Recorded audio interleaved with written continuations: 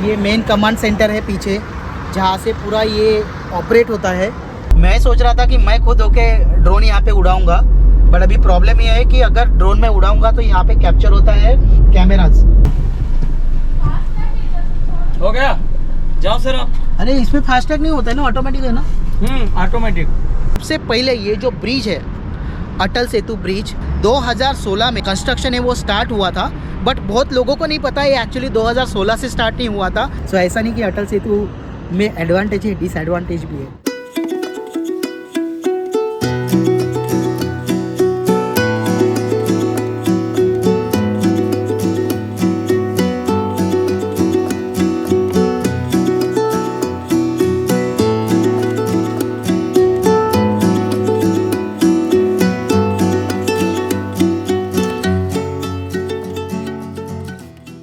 Hey guys, welcome to the Foodie Mitra channel and hope you are doing great and good morning all। आपने तो thumbnail में देखा ही रहेगा guys कि हम लोग किधर निकल पड़े हैं। अभी फ़िलहाल हम हैं खड़े एग्जैक्टली आगे, जो कि रास्ता जाता है अटल सेतु। मेरे पीछे नवी मुंबई चिरले, जहाँ से स्टार्टिंग पॉइंट है सिटी जाने का। प्रिकॉशन कैसा लेना है और कौन सी टेक्नोलॉजी यूज़ हुई है अटल सेतु में, वो स्पेशली मैं बताने जा रहा हूँ। अगर आप पुणे से आते हो एंड आप अगर जाते हो मुंबई में तो आपको दो ऑप्शन है। एक तो जाना पड़ता है आपको एरोली से, और दूसरा ऑप्शन है वाशी से जाना पड़ता है। तो वो जो डिस्टेंस है वो कम करने के लिए ये Mumbai trans harbour sea link बनाया गया है। और आपको पता ही है ये जो सी लिंक है ये इंडिया का लॉन्गेस्ट सी लिंक है। ये बहुत बड़ी गर्व की बात है हमारे लिए। और सबसे अच्छी चीज़ ये है कि ये जो कनेक्टिविटी है उसका भी बहुत अच्छे से इस्तेमाल किया गया है।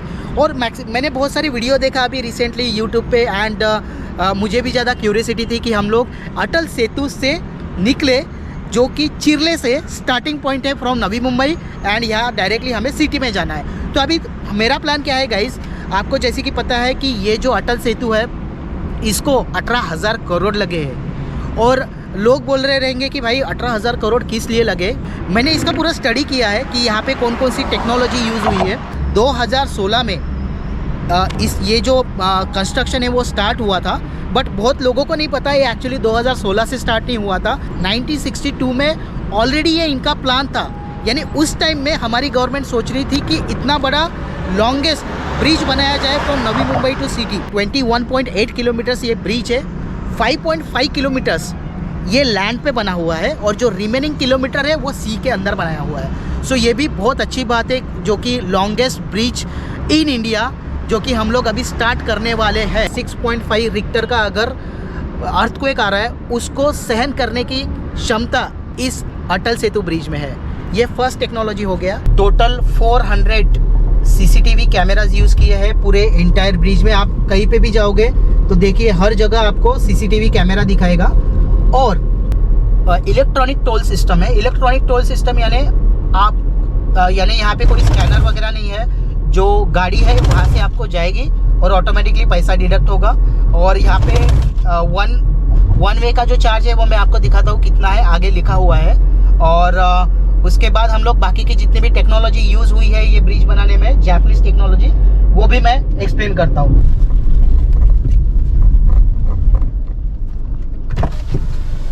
लगा? हो गया, जाओ सर आप। अरे इसमें फास्टैग नहीं होता है ना, ऑटोमेटिक है ना? ऑटोमेटिक। अरे बटे फास्टैग का कुछ मतलब नहीं है। रिटर्न आने का है तो सेम पैसा कैसा डिडक्ट करोगे? सेम नहीं। हाँ। अभी 250 कटेगा। हाँ। उसके बाद रिटर्न में 125 कटेगा। अच्छा ऐसा है क्या? हाँ। एक नंबर, ठीक है। सो गाइस कैसा है कि मैं ज़रा कंफ्यूज हुआ था। फास्टैग से पैसा डिडक्ट हुआ था 250 रुपीज़, बट आप अगर रिटर्न आते हो ना तो 125 रुपीज़ लगता है आपको, यानी टोटल 375 रुपीज़ सेम डे में अगर आप रिटर्न आते हो। बट वन वे का जो चार्ज है वो 250 रुपीज़ है। और पास का तो बहुत बड़ा चार्ज है। अगर आप रेगुलर ट्रैवल करना चाहते हो तो यहाँ पे कुछ 12,000 ऐसा पास का चार्जेस है, डिपेंड अपॉन योर व्हीकल। सो अभी हमारा स्टार्ट हुआ है journey towards city.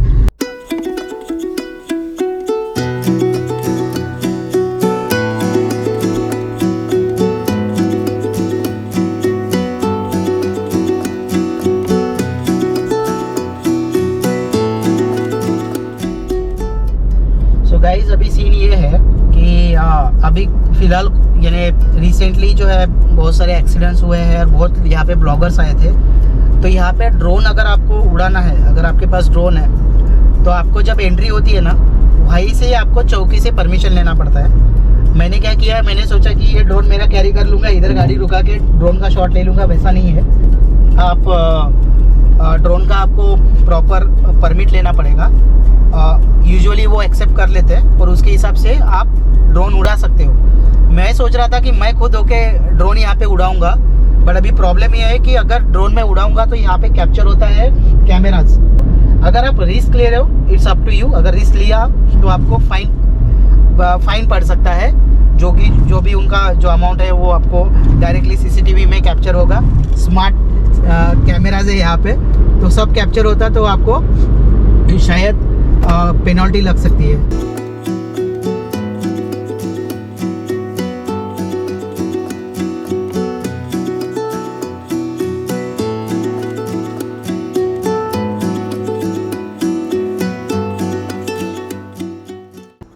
So guys, हम लोग पहुँच गए हैं। तो हम लोग बात कर रहे थे, मैं शूट कर रहा था और मुंबई पहुँच गए। यानी 20 मिनट, हाँ जो बोलते हैं वो कि 20 मिनट लगता है, सही में 20 मिनट लगता है। 70-80 की स्पीड से भी आप चलाते हो तो सही में आपको 20-25 मिनट लगेगा। तो अभी फ़िलहाल हम लोग क्या करते हैं गाइस, 3 रास्ते हैं। अगर आप यानी मुंबई की ओर जा रहे हो तो एक तो जाता है वडाला की तरफ, एक जाता है शिवड़ी की तरफ और एक जाता है कुलाबा की तरफ। तो हमने जो एग्जिट किया था वो शिवड़ी की तरफ से एग्जिट किया था। अभी हमने किया है यू टर्न। अभी हम लोग जाते हैं रिटर्न हमारे नवी मुंबई की ओर, सेम डायरेक्शन से। और टेक्नोलॉजी की जो बात मैं कर रहा था, फोर्ड टेक्नोलॉजी जो यहाँ पे यूज़ हुई है, जो सी में स्पेशीज है उनको डिस्टर्ब ना हो, इसके लिए वो जो नॉइस है वो कैंसिल करता है। इसलिए ये ब्रिज में नॉइस बैरियर साइलेंसर यूज़ किया है, जो कि जापानीज टेक्नोलॉजी है। यानी इसलिए जो मैंने बताया था, तो ये स्मार्ट टेक्नोलॉजी ये अटल सेतु ब्रिज में यूज़ की गई है।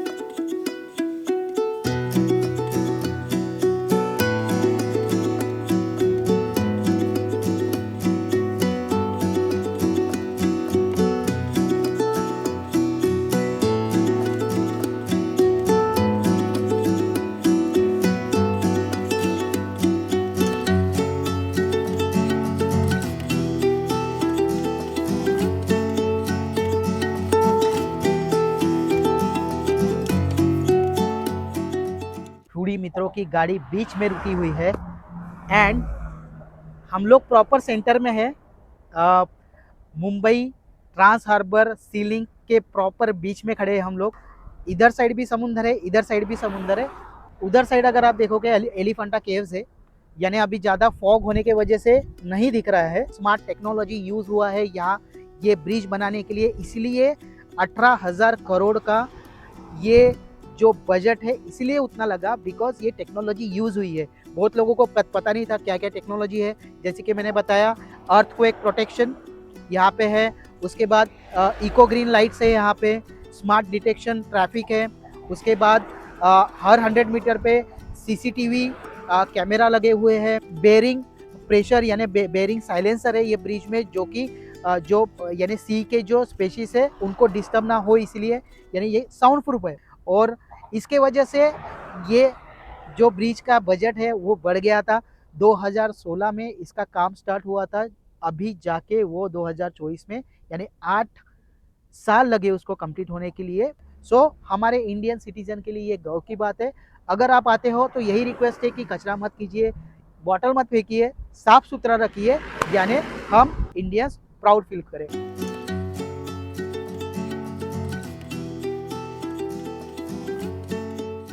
सो गाइस, अभी हम लोग जहाँ पे खड़े हैं वो है मेन कमांड कंट्रोल सेंटर, जो कि सब यहाँ से मैनेज होता है। यानी आप जो भी एक्टिविटी हो रही है 24/7 सीसीटीवी का डिटेल्स और टोल का डिटेल्स, कितने स्पीड से गाड़ी चल रही है, और लाइव फुटेज दिखता है उसमें। मैंने खुद ने अंदर से देखा वो रूम, उसमें कम से कम 15 लोग लाइव देख रहे थे कितना गाड़ी जा रहा है कितना नहीं।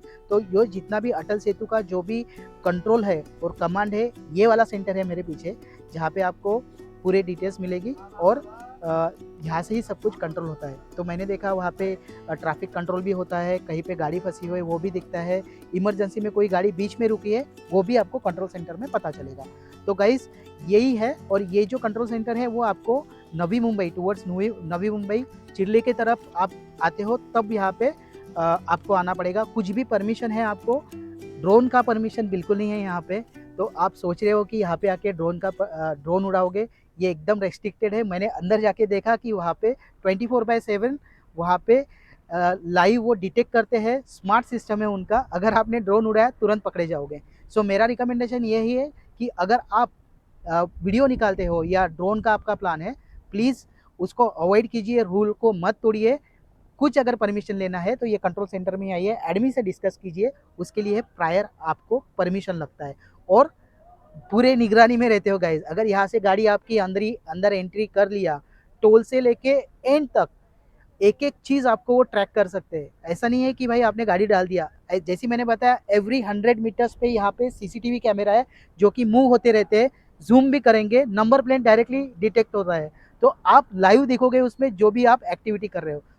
सो गाइज अब तक एडवांटेज आपने देखा, यानी ये अटल सेतु का एडवांटेज देखा, टेक्नोलॉजी देखा, बट यहाँ पे कुछ ड्रॉबैक भी है जो मैंने ऑब्जर्व किया है।